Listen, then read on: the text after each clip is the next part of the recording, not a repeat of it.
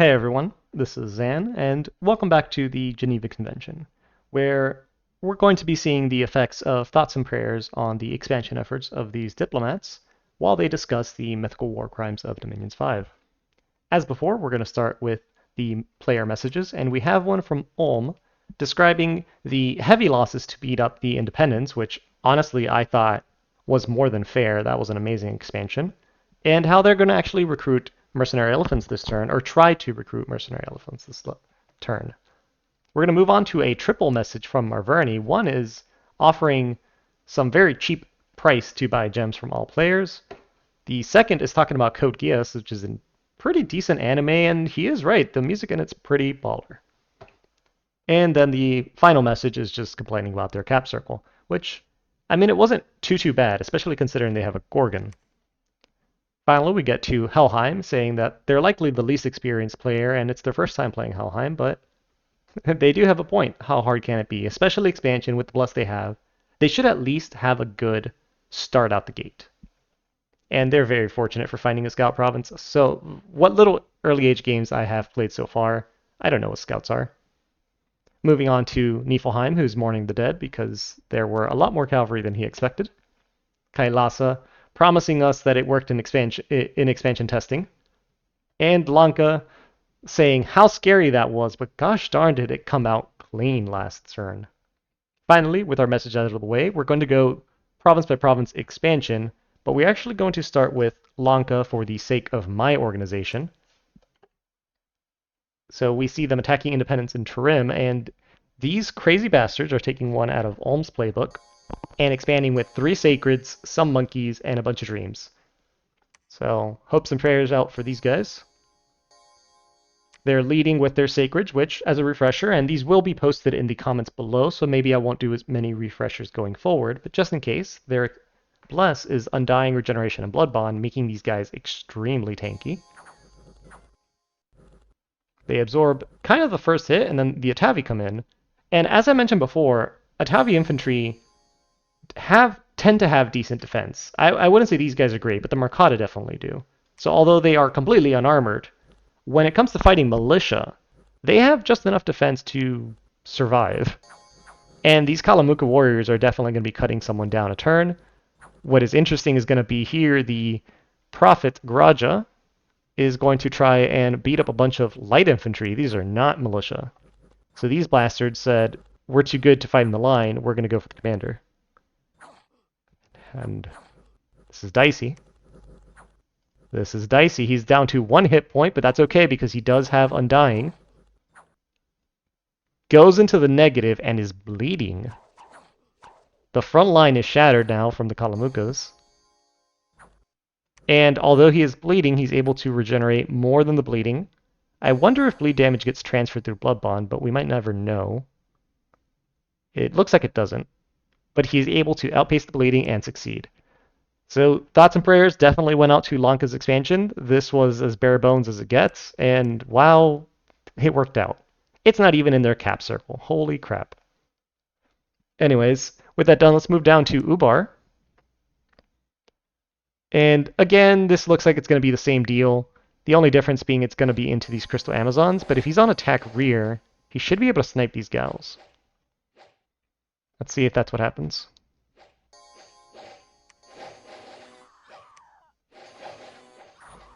No, and I have no idea what took those gens so long to get down there. A simple attack rear might have worked on this one. That was a lot dicier than it needed to be. Okay, let's keep moving down to Helheim, who has actually pierced into the center column. So as before, I said I'm not really sure how the meta goes, but clearly these players want to go straight down the middle. That looks like a traditional expansion, so nothing too fancy, but he is beelining toward the middle. He's probably looking at these Hobergs saying, wow, how juicy. He might hit these woodsmen here in the Forest of Springs, or he might go up and try to claim this choke point. I don't think Helheim has sailing like Vanheim does. Mekone looks like they took one thing, or took the same plan out of Helheim's book and has marched into the circle. Once more, they have found Hobergs, but they also have this other farm up here. It looks like a bit of a bait because it does have elephants, but it's low pop. Likely, again, I personally would go through the Hoburgs. They tend to be very good provinces. And that was a quick run through of the lane. Let's move over to Niefelheim, who has come in and, yeah, they're just going to go clean up their previous expansion. What was they? Caelum's going to be continuing to take their cap circle, and once more, very unorthodox, is going to be walking their spearmen forward. I'm not sure how much I liked that elephant battle, but it worked, right? Yeah, that was a bit awkward. But Caelum does have now the opportunity to move on to a few more provinces. He can probably hit these two provinces this turn or somewhere else. It looks like everyone's just trying to get to the center, and yes, we see exactly that. Marverni has unleashed the Gorgon. Black steel plate, perfect. This is exactly how I was doing it. So Gorgons and the Petrify effect, if you guys haven't used them before, it's one of the few effects that happens before the attack is made. You know, most effects in this game are you roll an attack, once you hit, now you can either proc an effect, or if you roll damage, and when you roll damage, now you proc a different effect, possibly. So before any of that happens, Petrify actually rolls a magic resistance check that this guy failed, right here. Boom, which is going to auto-miss your attack, and it's pretty tough. I mean, a roll against 13 for every attack, so if you do have like a stone bird, that is 5 different rolls. So being turned to stone, you get slash and pierce resistance and plus 20 natural armor. It's kind of like a weird version of Iron Skin and Temper Flesh put together. And once that, after a few turns of being petrified, you pretty much get soul slayed without the soul slay, or disintegrated. You just die. And that's what makes the Gorgons, although they have such low hit points and other stats compared to a lot of other monsters, this petrification effect is what makes them so terrifying. And this scales all into the late game because even under anti-magic, the risk of petrification is so great. Once you just have to overcome that hit point, that low hit point hurdle. So moving on to his normal expansion, he looks to have reinforced. Or no, last turn he didn't really take many losses. So he's just going to go in to his, I think the word was dog champ, cap circle, and just keep tearing it up. He's got fire and keep distance. How fancy with the javelins. It's not a bad idea though, because what otherwise happens is you throw your javelin and then the enemy closes in melee. It's the same turn. You have used your action, but they haven't, so they get a free swing in. So not the worst of ideas. I haven't personally tested how effective it is, but I can see where they're coming from. Good job, Marverni. We'll move down and we see Tirnanog is also going to be rushing into the center. I believe this was lizards. So I wonder if they're tossing javelins. Very effective against lizardmen. It does not look like they are. Usually against the unarmored lizards, you want to throw what you got. Especially the Tuas have very good high precision, high damage javelins. Interesting little crocs over here. Alright, but otherwise clean. All these units are going to be cursed now, but, you know, it is what it is. And that brings us back to Niefel, so nothing too crazy there. Let's move over to Helheim. And once more, we have another player diving into the center. Clearly this must be the meta. I gotta take some notes. And this is a weird Kappa province with a Kappa mage. I don't think I've ever seen that before. He's got this little wand on him. Okay, fair enough. I'm actually not terribly against the Kappas. They have decent natural defense, and this capo attack is actually armor piercing, so that's pretty cool. It scales with strength and, say, quickness. The issue is just that encumbrance on land. It kind of sucks. So they're definitely better underwater. Underwater they get repelled a little bit, though, so it's an awkward mix, but they're not as bad as people say, they're just not as good as you might otherwise think. But yeah, it looks like, again, beelining toward the center. I'm not sure how much I agree with doing it this early, because you really want to get resources from your cap circle to get a bigger army, which lets you make more armies, so that when you do go into the center, you show up with force. I don't know. Ulm looks to have taken a break this turn, because his other options were fairly poor. Lavaborn can be spooky, barbarians are not ideal. So it looks like he just retreated. He's going to recuperate a turn and then come back out, hopefully with the elephant mercenaries. Wait, well, I don't see them, so... Oh, wait, yes. He wore elephants, so he did get them. I can actually check here. I'm being dumb. So, okay. So Ulm's going to take a break, but next turn he'll definitely have 2 expansion parties. Make up for it. As before, it looks like Yomi is going to run into the center. This can be dicey. Kooni on the flank, and it looks like they're going to go straight for the archers. So we're going to have these Wakizashi bandits who have fair stats for an archer. They're decently armored, very high damaging attack. They just don't have a lot of defense. But against militia, they should be okay, right? They just need to hold off until the Kooni gets to the archers. Oh boy. Oh boy. Okay, the archers have fled. Both sides have fled. Okay, but that is definitely not enough light infantry to take out a regenerating Onishugo. Okay, so the archers are gone, which is fine. I mean, traditionally, Yomi just relies on their little demons and super thugs. Anyways. And it looks like, yeah, we have the first Dione ready to go. Kailasa moves out again, but I think he's fighting the same army as before. Yeah, so that's a quickie. It looks like he got some macemen, and that's going to help him. And we're back down to Helheim, so I think we're actually done for this turn. So I'm going to go ahead and pause it and swap over to the next turn. All right, and it looks like we're here now on turn 5. And as before, let's go straight to the messages. And we're going to go to Ulm, who's mainly pretty excited to say that he got the elephants and how he's planning on separating his forces to take some provinces and prepare another expansion party. He's also potentially going to start recruiting elephants in the future just to have a little bit more power during their first war. It's not a bad idea. Jurdanog asking for mercy for not sending a message, which is fine. Every other turn is okay. Mainly saying that was a lot of heavy cavalry, but for Bulgar pretty strong. And they want to take as much land in the center of the bowl, the column, and then hope that fear of being elfed is going to help them defend it. We'll see how that goes. Kailasa is telling us that their research goals are Construction 2 for Light Thugging and Thaumaturgy 6 for Celestial Music, which is, considering they're blessed, not a bad idea. Usually as Kailasa, you want to go to Alteration 5 and get Wooden Warriors and Body Ethereal and all that fun stuff as soon as you can. But since they have Barkskin on their bless, they actually can beeline for Thaumaturgy 6 and get Celestial Music, which is going to give battlefield-wide quickness to all magic beings on their side of the field. Or all sacred magic beings on their side of the field. And that's pretty damn strong. Yomi, commenting that they lost their archers and they don't think that their prophet can solo a province, which, fair. And after that, they're just saying that they got really lucky, got an extra 160 gold through an event last turn, which means that they get an early Dione, which is pretty damn cool. We're going to see that this turn. So Mekone is now explaining their side of the strategy.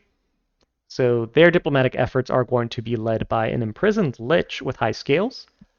I faintly remember their bless. I know it's going to be written there, but I do personally like taking an air death lich for immortal magic phase, winds of death, wailing winds.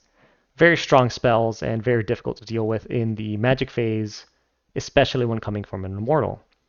I'd more likely am to take that in a Disciples game than a real game, but Mekone is one of those few nations that their pretender can really do whatever it wants. It's not going to affect how the nation itself plays, at least not until later.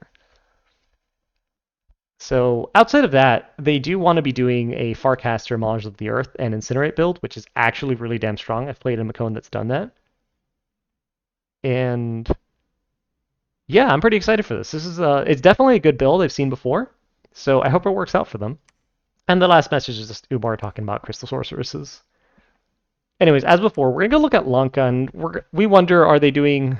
Okay, this is a more traditional Lanka expansion. We've got some Undead to protect the Prophet, and the, what is this, a Raktapada?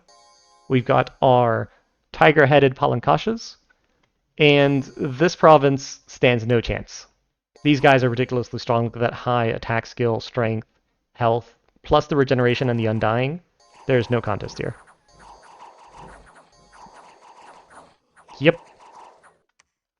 All right. Good job, Lanka. I'm going to move now to Ubar, who has also dove into the center. So it looks like everyone is completely ignoring their cap circle traditionally and just wants to claim land. I still don't know what happens after that.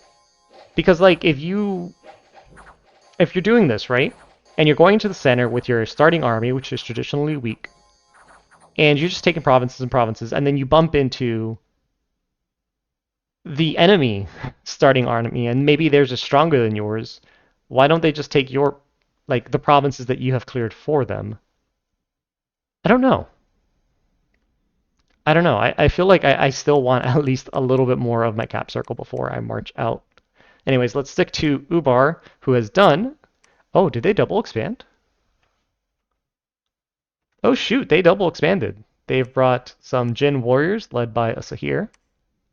And they're just going to trash all these dudes because it's all melee except for a handful of slingers. And they're on attack closest so that their mage doesn't get sniped. That's clever of them.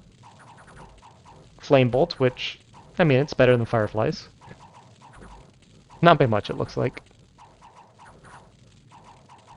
Okay, but we can assume that these Jin are just going to clean house. Yeah, good job.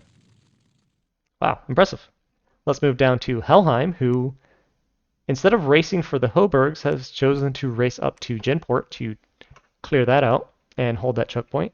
It looks like we just have Hellherdings now, but that should be okay. Yeah, that should be okay. Strong land, strong stats. They've double expanded, so now they're going to start clearing out their cap circle. Again, a big stack of Hellherdings. This should be mincemeat to them. Mekone taking out the Hoburgs. Were they fancy special Hoburgs with a short sword? It doesn't look like it. So yeah, this is a free province, pretty much. Well, I say that, but those sleep clouds are pretty spooky. Okay, and then his second army is another just mass of Peltest rabble. Get little javelin tosses. And you get to see here what I meant earlier, where, you know, this front line of Peltest threw their javelins. These heavy infantry closed ranks and got a first strike on them. At least that round, you know? So we can definitely see a little bit of what Marverni was trying to avoid. If we go down, we're back to Lanka, and we see they've taken a good chunk. Yeah, but they haven't gone into the center, so we get to see through Lanka, I guess, how the center consolidation strategy works against rushing into... I said center consolidation. I meant capital consolidation strategy versus center rushing. So his center column is clean, and we're going to go to Niefel, who now should have a large enough expansion army, with some Niefel giants, and again, their blast right now was just like shock resistance, right? You're gonna bless them, right? Well, I guess if it's just shock resistance, it doesn't really matter. And that cold aura is gonna make it so that these guys fall asleep. Yeah, we've got enough mass this time. They're all running in together. It looks like he brought a Gaija to... I guess this is probably just to bring the Niefel giants over. But yeah, you know, the lines met simultaneously and they just bulldoze their way through. Caelum looks like they did a double expand as before. Is he still walking with elephants? Oh, we see some Mario warriors. These are the Sacreds. I think they're pretty good. I've won a game with early age Caelum using those guys with a heavy attack strength and magic weapons plus. Just a very powerful alpha strike. Here, I think they just see in the dark.